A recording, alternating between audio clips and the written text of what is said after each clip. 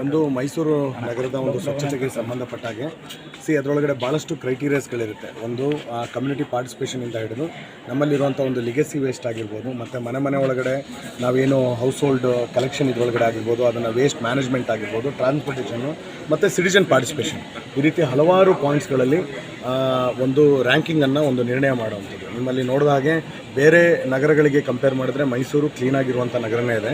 ನಮ್ಮಲ್ಲಿರುವಂಥ ಕೆಲವೊಂದು ಹಿಸ್ಟಾರಿಕಲ್ ಆಸ್ಪೆಕ್ಟ್ಸ್ಗಳಿದೆ. ಅಂದರೆ ಒಂದು ಲೆಗೆಸಿ ವೇಸ್ಟ್ ಫಾರ್ಮ್ ಒಳಗಡೆ ಇರೋಂಥ ಲೆಗೆಸಿ ವೇಸ್ಟನ್ನು ಕ್ಲಿಯರ್ ಮಾಡೋದಾಗಿರ್ಬೋದು, ಮತ್ತು ಸಿಟಿಜನ್ ಪಾರ್ಟಿಸಿಪೇಷನ್ ಆಗಿರ್ಬೋದು. ಕೆಲವೊಂದು ಹಂತಗಳಲ್ಲಿ ಒಂದು ಹಿಂದೆ ಉಳಿದಿರುವಂಥದ್ದು ಇದರೊಳಗಡೆ ಇದೆ. ಅದನ್ನು ನಾವು ಚಾಲೆಂಜಿಂಗ್ ಆಗಿ ತೊಗೊಂಡು ನಿನ್ನೆನೂ ಕೂಡ ರಾಷ್ಟ್ರಪತಿಗಳಿಂದ ಮೈಸೂರು ನಗರ ಪಾಲಿಕೆ ಸ್ವಚ್ಛತೆ ವಿಷಯದೊಳಗಡೆ SPM ಇಂಪ್ಲಿಮೆಂಟೇಷನ್ ಒಳಗಡೆ ಪ್ರಶಸ್ತಿಯನ್ನು ಕೂಡ ತೊಗೊಂಡಿದೆ. ಕೆಲವೊಂದು ಅಂಶಗಳಲ್ಲಿ ನಾವೆಲ್ಲಿ ಹಿಂದುಳಿದೀವಿ ಅದನ್ನು ನಾವು ಚೆಕ್ ಮಾಡಿಕೊಂಡು ಡೆಫಿನೆಟ್ಲಿ ಮುಂದಿನ ವರ್ಷದೊಳಗಡೆ ರ್ಯಾಂಕಿಂಗನ್ನು ಇಂಪ್ರೂವೈಸ್ ಮಾಡಿಕೊಂಡು ಸ್ವಚ್ಛತಾ ನಗರಿ ಅಂತೇಳಿ ಏನು ಹಿಂದೆ ಇದ್ದಂಥ ಬಿರುದಿಗೆ ತಕ್ಕನಾದಂಥ ಒಂದು ಕೆಲಸವನ್ನು ಮಾಡೋದಕ್ಕೆ ಕಾರ್ಪೊರೇಷನ್ನು ಮತ್ತು ಬೇರೆ ಎಲ್ಲ ಇದರೊಳಗಡೆ, ಯಾಕೆಂದರೆ ನಮ್ಮ ಮೈಸೂರು ನಗರ ಪಾಲಿಕೆ ಒಳಗಡೆ ಚಾಲೆಂಜಸ್ ಅಂದರೆ ಇದ್ರ ಸುತ್ತಮುತ್ತ ಗ್ರಾಮ ಪಂಚಾಯತ್ಗಳು ಇದ್ದಾವೆ. ಇದ್ರ ಸುತ್ತಮುತ್ತ 5 TMC ಮತ್ತು CMCಗಳಿರುವಂಥದ್ದು ಕೂಡ.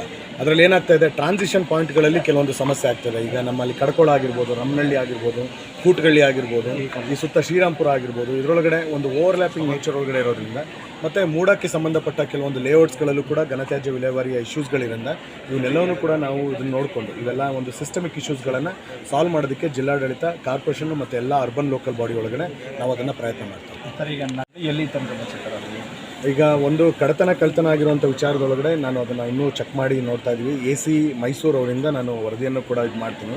ಅವ್ರಿಗೊಂದು ಆರ್ಡ್ರನ್ನು ಕೂಡ ಕೊಟ್ಟಿದ್ದೀವಿ. ಇದರೊಳಗಡೆ ಅದನ್ನು ತನಿಖೆ ಮಾಡಿ ರಿಪೋರ್ಟ್ ಕೊಡಬೇಕಂತ. ರಿಪೋರ್ಟ್ ಬಂದ ಮೇಲೆ ನಾನು ಮಾತಾಡಿಸ್ತೇನೆ. Thank you. ಭೇಟಿ ಆಗ್ತದೆ ಬಂದಾಗ ಕಾನೂನಾತ್ಮಕವಾಗಿ ಯಾವ ರೀತಿ ಇರುತ್ತೆ ಅನ್ನೋದನ್ನು ಪ್ರಕ್ರಿಯೆಗಳನ್ನ ನೋಡ್ಕೊಂಡು ಈಗ ಜಿಲ್ಲಾಡಳಿತದಿಂದ ಅಧಿಕೃತವಾಗಿ ಪ್ರತಿಮೆಗೆ ಅನುಮತಿಯನ್ನು ಕೊಡ್ತೀವಿ. ಏನು ಒಂದು ಜಿಲ್ಲಾ ಮಟ್ಟದೊಳಗಡೆ ರಸ್ತೆ ಸುರಕ್ಷತೆಗೆ ಸಂಬಂಧಪಟ್ಟಾಗೆ ಮತ್ತು ಅಪೆಕ್ಸ್ ಕೋರ್ಟ್, ಸುಪ್ರೀಂ ಕೋರ್ಟಿನ ಡೈರೆಕ್ಷನ್ಸ್ಗಳನ್ನು ನೋಡೋದಕ್ಕೆ ಪೊಲೀಸ್ ಆಯುಕ್ತರು, ಮೂಡ ಮತ್ತು ಕಾರ್ಪೊರೇಷನ್ ಮತ್ತು ಸಂಬಂಧಪಟ್ಟ ಎಲ್ಲ ಹಿರಿಯ ಅಧಿಕಾರಿಗಳ ಒಂದು ಸಮಿತಿ ಇದೆ. ಆ ಸಮಿತಿ ಒಳಗಡೆ ಹೋದಂಥ ಸೂಕ್ತವಾದಂಥ ನಿರ್ಧಾರವನ್ನು ಮಾಡಿತ್ತು. ಆ ನಿರ್ಧಾರದ ಪ್ರಕಾರ ಕೆಲವೊಂದು ಆ್ಯಕ್ಟಿವಿಟೀಸ್ಗಳು ನಡೀತಾ ಇರುತ್ತೆ. ಹಾಗಾಗಿ ಯಾರ್ಯಾರಿಗೆ ಏನೇನು ಇಶ್ಯೂಸ್ಗಳಿದ್ದಾವೆ ಕಾನೂನು ಹೋರಾಟ ಮಾಡೋದಕ್ಕೆ ಎಲ್ಲರಿಗೂ ಕೂಡ ಬದ್ಧರ ಇರ್ತಾರೆ. ಹಾಗಾಗಿ ಶಾಂತಿಯುತವಾಗಿ ವ್ಯವಸ್ಥಿತವಾಗಿ ಅವರು ಪ್ರತಿಭಟನೆ ಮಾಡೋದಾಗಿರ್ಬೋದು ಅಥವಾ ಕಾನೂನು ಹೋರಾಟಗಳನ್ನು ಮಾಡೋದಕ್ಕೆ ಅವಕಾಶ ಇದೆ. ಸರ್, ಆ ಪ್ರತಿಮೆ ಒಂದು ನಿಮಿಷ ಸರ್, ಆ ಪ್ರತಿಮೆ ವರ್ಕ್ ಮಾಡ್ತಾ ಇರೋದು ಯಾರು? ಆ ಸುತ್ತ ಯಾರು ವರ್ಕ್ ಮಾಡ್ತಾ ಇದ್ದಾರೆ? ಯಾವುದೇ ಒಂದು ಪ್ರತಿಮೆಯನ್ನು ಕೊಡಬೇಕಾದಾಗ ಕೆಲವೊಂದು ಸಂಘ ಸಂಸ್ಥೆಗಳು ಕೆಲವೊಂದು ಅದಕ್ಕೆ ಸಂಬಂಧಪಟ್ಟ ಹಾಗೆ ಇದರೊಳಗಡೆ ಇರುತ್ತೆ. ಹಿಂದೆ 2013-14 ಸಂಬಂಧದಲ್ಲೇ ಕೌನ್ಸಿಲಲ್ಲಿ ನಿರ್ಣಯ ಆಗಿ ಕ್ಯಾಬಿನೆಟ್ಟಲ್ಲಿ ನಿರ್ಣಯ ಆಗಿ ಬಂದಾಗ ಒಂದು ಹೈಕೋರ್ಟ್ ಒಳಗಡೆ ರಿಟ್ ಪಿಟಿಷನ್ ಹೋದಾಗ ಅದು ಸ್ಟಾಪ್ ಆಗಿತ್ತು. ಅದಾದ ನಂತರ ಸರ್ಕಾರನೇ ಅದನ್ನು ರಿಟ್ ಅಪೀಲ್ ಹಾಕುತ್ತೆ. ಸರ್ಕಾರನೇ ಅಡ್ವೊಕೇಟ್ ಜನರಲ್ ಅವ್ರನ್ನ ಇಟ್ಟು ರಿಟ್ ಅಪೀಲ್ ಆಗುತ್ತೆ. ರಿಟ್ ಅಪೀಲ್ ಒಳಗಡೆ ಜಿಲ್ಲಾ ಮಟ್ಟದ ಸಮಿತಿ ಒಳಗಡೆ ರಸ್ತೆಗೆ ಸಂಬಂಧಪಟ್ಟಾಗೆ 2009 ಒಳಗಡೆ ಒಂದು ಅಪೆಕ್ಸ್ ಕೋರ್ಟಿನ ಡೈರೆಕ್ಷನ್ಸ್ ಬಂದಿರುತ್ತೆ ಸುಪ್ರೀಂ ಕೋರ್ಟ್ ಒಳಗಡೆ.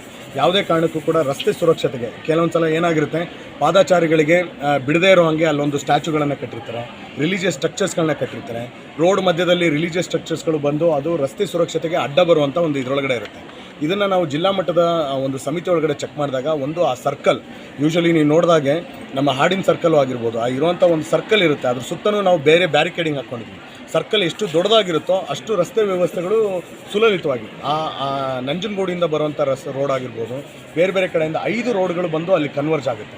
ಅಲ್ಲಿ ಸಂದರ್ಭದಲ್ಲಿ ಒಂದು ಸರ್ಕಲ್ ನಿಜವಾಗ್ಲೂ ಅವಶ್ಯಕತೆ ಇರುವಂಥದ್ದು ಇದೆ.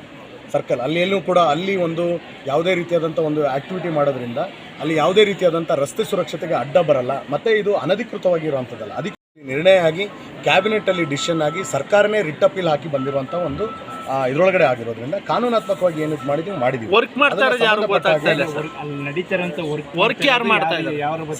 ಯಾವುದೇ ಒಂದು ಮೂರ್ತಿಗಳನ್ನು ಇಟ್ಟಾಗ ಸಂಬಂಧಪಟ್ಟಾಗ ಸಂಘ ಸಂಸ್ಥೆಗಳಿಂದನೂ ಕೂಡ ನಾವು ಒಡಂಬಡಿಕೆ ಮಾಡ್ಕೊಂಡಿರ್ತೀವಿ. ಅದಕ್ಕೆ ಸಂಬಂಧಪಟ್ಟಾಗ ಮೇಂಟೆನೆನ್ಸ್, ಒಂದು ನಗರದಲ್ಲಿ ಸಂಬಂಧಪಟ್ಟ ಯಾರೋ ಒಂದು ಸಾಧಕರನ್ನು ನಾವು ಗೌರವಿಸೋದಾಗಿರ್ಬೋದು ಅಥವಾ ಅವರ ಒಂದು ಮೇಂಟೆನೆನ್ಸ್ ವಿಷಯಗಳಲ್ಲಿ ಸಂಬಂಧಪಟ್ಟ ಏಜೆನ್ಸಿ ಅಥವಾ ಯಾರು ಸಂಘ ಸಂಸ್ಥೆಗಳು ಮುಂದೆ ಬಂದಿರ್ತಾರೆ ಅವರಿಗೇ ಒಂದು ಮೇಂಟೆನೆನ್ಸ್ ಕೆಲಸವನ್ನು ಕೊಟ್ಟಿರ್ತಾರೆ. ಅದನ್ನು ಇದರೊಳಗಡೆ ಮುಖಾಂತರ ಅವ್ರು ಮಾಡ್ತಾರೆ.